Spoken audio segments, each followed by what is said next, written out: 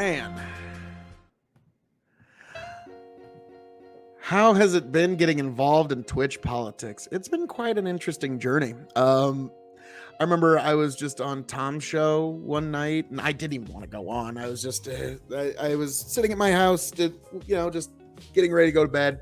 Turn on Tom for a minute, and he's streaming, and I figured, what the hell? And I started doing a couple of comments, and he said, come on the stream. Actually, no, it was one of his fans said, go on the stream. We want to hear you. Oh, okay, fine. So I come on, and we start talking about Native American rights and that kind of stuff. And fascinating conversation.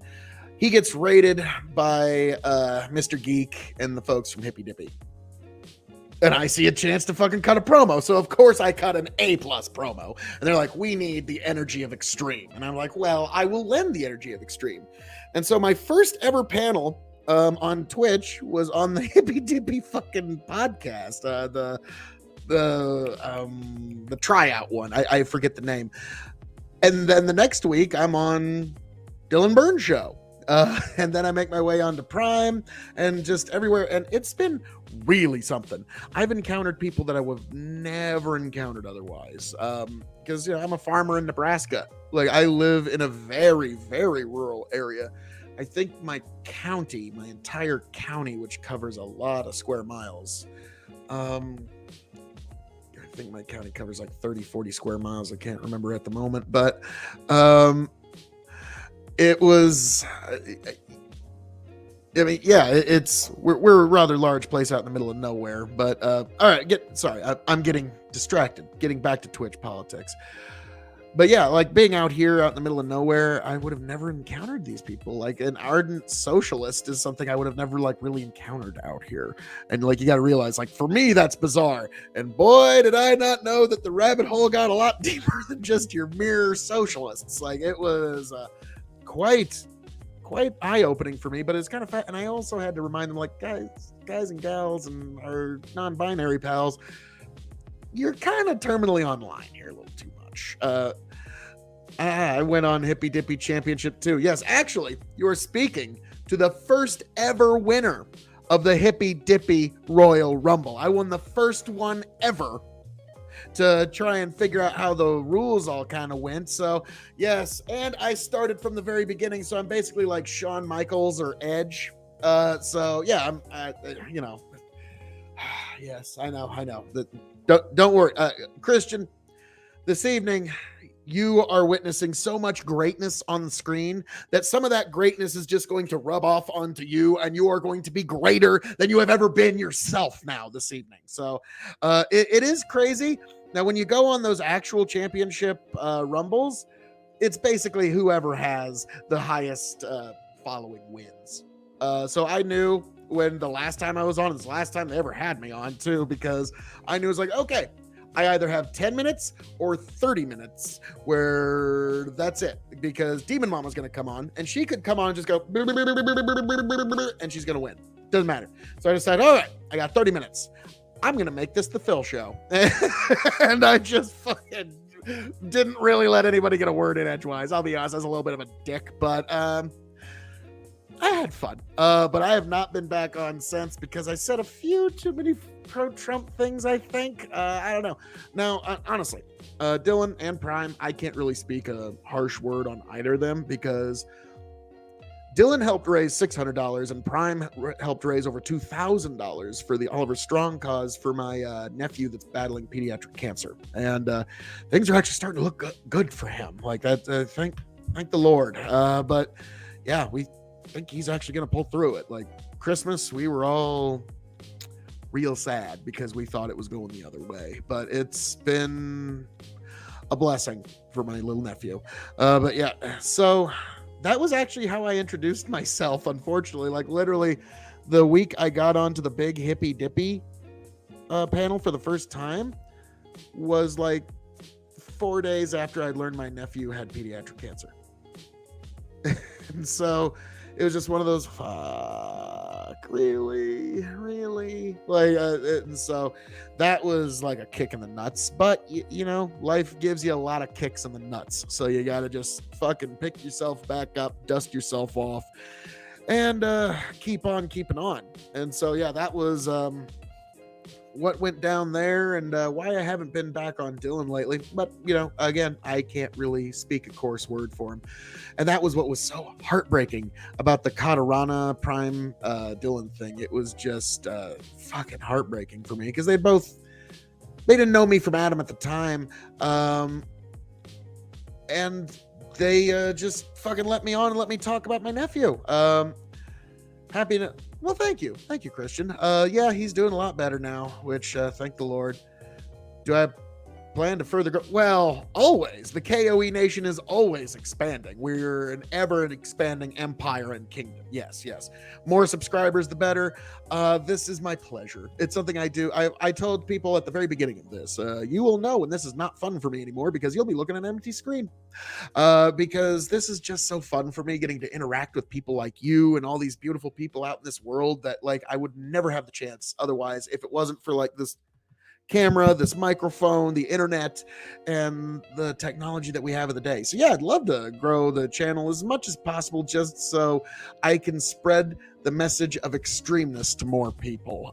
Like to me, it's like one of those, like if you donate money to me, I'm probably just going to donate it. Like I've said, actually, we on the 20th of this month, we have the Andre the Giant Memorial Beer Bash over at Big Buck and Empire, which is actually the video from which I'm playing. These guys, Tony and Chicken, they make up Big Buck and Empire, and I'm usually a fairly normal guest, but it's their baby. I'll be full disclosure there. But on the 20th, we're doing the Andre the Giant Memorial Beer Bash, where we're trying to, as an audience and as a cast, all of us, which we're going to have like 10 people on the show, and all the audience members are going to be saying that they've drank a beer. We're also going to be raising money for Wounded Warriors. So to me, it's like I want to grow my channel. I want to talk to people, but I got a job. I make a decent living. I would like to also help people along the way. We're trying to figure out when, but we want to do some sort of drive for pediatric cancer, but we just don't know when, where, how, why. And we figured out, let's do Wounded Warriors because we just did the research that they're a fairly well vetted charity. So we'll start there and kind of work out from there. That you want to stick with one charity for a good while because otherwise you get into very complicated accounting. But do I want to grow my channel? Of course, who doesn't? But it's kind of like if you've ever seen Citizen Kane. Well, you see, my YouTube channel, it's not just the way I speak to people, it's also my pleasure. So if you were to continue to sanction me for doing it or to continue costing me to do so, well, I'll have to quit doing it in 60 years. So yeah, like as long as it's fun for me, I'm going to continue doing it because I do like stuff like this on Dog and Chicken Show, Big Buck and Empire. I also do my own stuff here where we do like liquor reviews, and also it's actually kind of how I started off. Me and my buddy Tony did the Revolutionary Wrestling podcast, which has always been really fun for me, where we get together and we do reviews of different wrestling, and that was actually how I started that. So I've been podcasting there for several years. If you do begin making money from it, would you be disappointed? No. Like I said, at the very least, like if I did start making money, like I'd get me a better camera and stuff, but most of it, I even said at the very beginning, 50% of any money that goes to me, I'm gonna donate to some charity. So the other stuff, hey, more Christian, I'm also a capitalist, so more money is always better than less money. But like my father said when I was a very young man, Phil, when you get to a point where you become established in this world, find a charity, pick it, and just help it out. That's a way of measuring your establishment in this world. Are you able to actually give to a charity or not? And so, yeah, that's one way of doing that. But to me, it's like the money would be a nice to have, not a need to have for me. Okay, like that would be a way of putting it, because like I said, I work. I'm a farmer. I make my hands in the Western clay and loam, or make my money using my hands in the Western clay and loam. But I enjoy speaking with folks on these panels. So no, I wouldn't be disappointed by any measure, but it's not the objective for me. It's very much something that I just really very much enjoy because I get to connect with people. and so yeah, we're trying to grow all of our channels, of course, trying to get to reach more people. The money aspect to me is just it's fat. Now I don't know if you remember this when YouTube had the first great adpocalypse. God, doesn't that seem so quaint? Like that was the biggest problem in the world way back then was adpocalypse. Like to me it was kind of strange. Like, okay, I get it, but you're now acting like you have some sort of inalienable constitutional right to YouTube monetization. I don't know. uh it would be straight. I would love to. I would love to come onto your channel sometime, sir. Any just whether it's however you want to get a hold of me, I'd love to. I love to reach out to people and have interesting conversations, and really about any old thing. I whether it's nerdy stuff like Star Wars and Warhammer, or really deep political stuff, or philosophy, or just like, so how's the corn coming up this year? Like whatever. I enjoy these amazing conversations. Yes, the adpocalypse. It was too funny where everybody like. I just remember Steven Crowder like coming on acting like he has some constitutional inalienable right to YouTube ad monetization, and it's like I don't know about like I don't like the fact that you can't click on certain videos or hear from certain content creators now, but even I'd be like, okay, you don't have like a right to ad revenue, like so. But yeah, YouTube, it's kind of a strange game nowadays. Like I don't know.